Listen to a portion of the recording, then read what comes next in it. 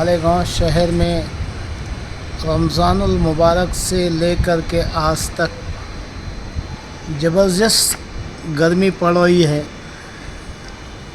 ये रहमी मस्जिद के सामने का पट्टा है जहाँ कुछ दरख्त तो लगे हुए हैं।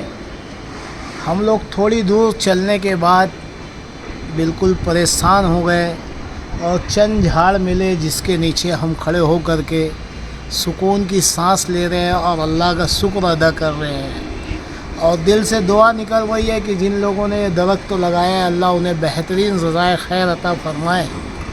मालेगांव शहर की आवाम की हालत ऐसे हो गई है जैसे कि हम अपने बचपन में किताब के अंदर कहानी पढ़ा करते थे बंदर की।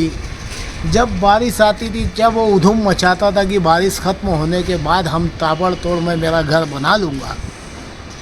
हम उस बंदर की भी जद में नहीं आते हैं। उसने तो कहीं ना कहीं अपना घोंसला घर बना लिया होगा।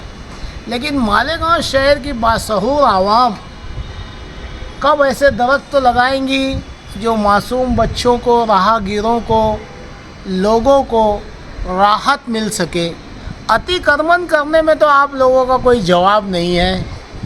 रोड 10-10, 20-20 फीट अंदर ले लेते हो, गटरे घरों में ले लेते हो। अल्लाह के बंदो, दरख्त तो लगाइए, शहर में दरख्त तो लगाइए। इसकी ज़रूरत है हमारे बच्चों को, मुसाफिरों को, बाहर निकलने वाली पर्दा नसीन माँ बहनों को।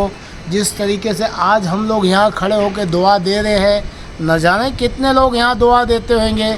इसी तरीके से आप भी दरख्त लगाओ और नेकी कमाओ।